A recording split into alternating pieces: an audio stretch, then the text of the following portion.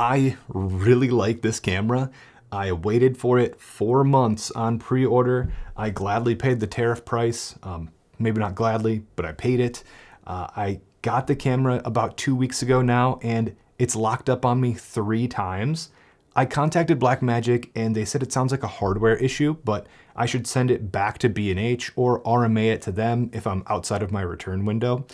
After digging around on the forums and the Facebook groups, it sounds like people are also having this problem, so I wanted to just make this video quickly to share my experience and where I'm going from here. First off, what's happening with my camera? The first time this happened, I was recording like 30-second to 5-minute test clips at different resolutions. I rolled on a clip, went and like moved some stuff around, and then came back and the camera was just turned off. But all the clips were recorded and saved on the card. The second time this happened to me, I was in my living room and I was also doing some tests, and I was recording and then went to play back, and that's when it happened. I have an iPhone video that I'll just quickly play now. Okay, so I was just taking some test footage with the Pyxis 12k and I was recording, and then I stopped recording, immediately went to play back, and I just got this black screen. Do the old hard reset. Finally shut off. Give it a couple of seconds. Now I'll turn it back on again. All right, must have just locked up, I guess. Very strange, but we'll see if that happens again. That was a little weird, but I was willing to look past it one more time. I made the Sumer C and Pyxis video without a single hiccup from this camera, and then Dizio sent me the Vespid 2s to try out.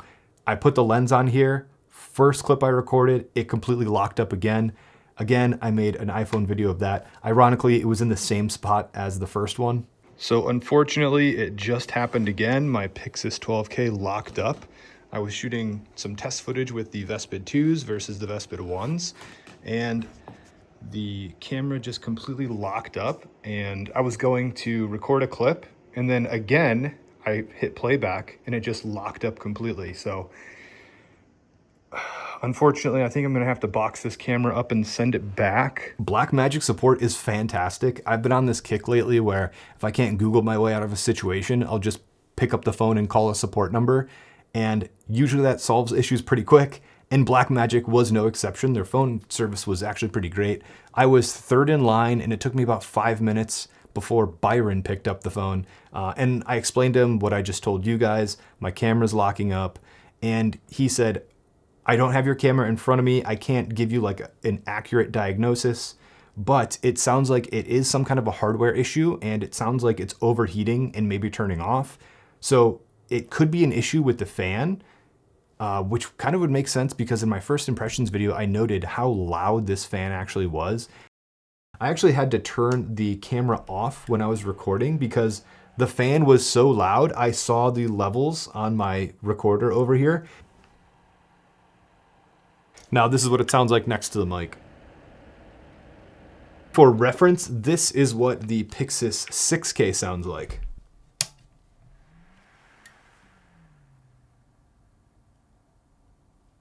We are in 6k 3:1 open gate. It didn't sound like clicking or ticking or anything was in the fan, but it just sounded like the fan was always on and it was always really loud. So that could be the issue.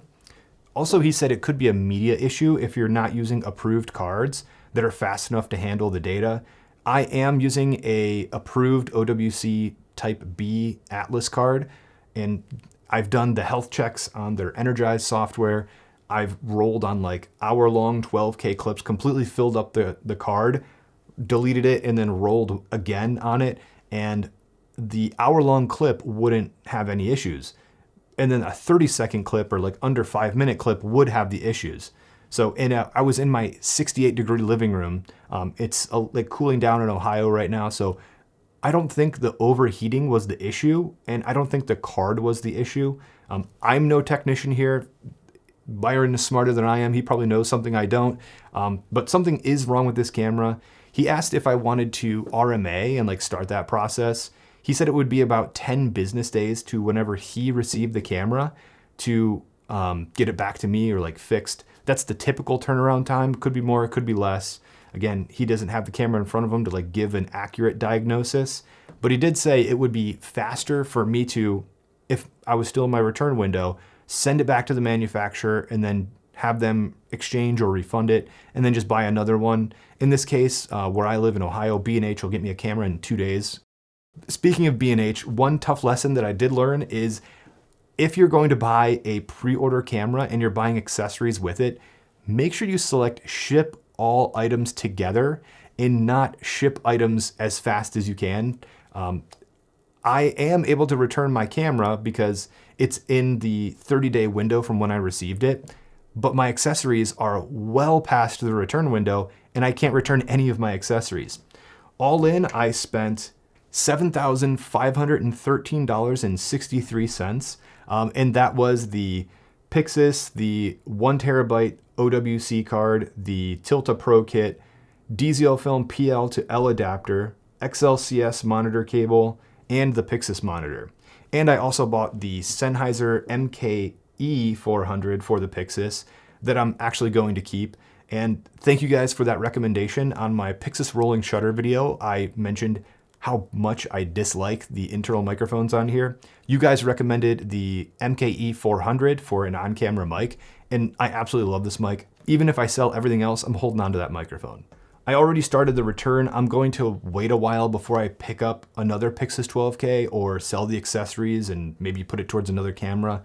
I'm not really sure yet. I would like to finish my set of Arles lenses. That I feel like a set of lenses would outlast any camera system.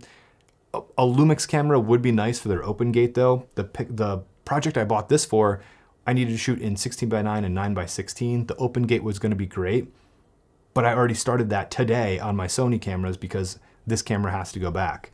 I would like to start shooting more short films though, and like maybe eventually leading towards a feature. So it could be nice to like get all this money back and then save up a little bit more and like buy a Alexa Mini or something with like 5,000 or 10,000 hours on it, like still going strong as long as you repair them. I like that kind of reliability. That's an option too. It could be cool, way overkill for what I'm doing right now, but getting into where I want to go with filmmaking, that is kind of the way I want to go. Interesting, like usually when I'm testing out a camera, I'm testing it out to see like where it breaks apart or like how to get the lowest noise floor or like the best image, not to like, will this camera lock up if I do X, Y, or Z? This is not meant to steer people away from the Pyxis by any means. I just happen to get a defective unit and I'm just feeling a little burned by it, especially after waiting months and paying the tariff price and now having unreturnable accessories. It's just new technology. This is kind of the thing that you go through whenever you pre-order a camera too. So it's kind of on me, I understand it, but I'm still kind of like heartbroken. I have to box it up and send it back. Let me know what you guys think of the Pyxis in the comments down below. If you're having issues with yours or you're using it and love it, I would love to hear about it. Thank you guys for sticking around to the end, and here are some more Pyxis videos if you'd like to watch them. Goodbye.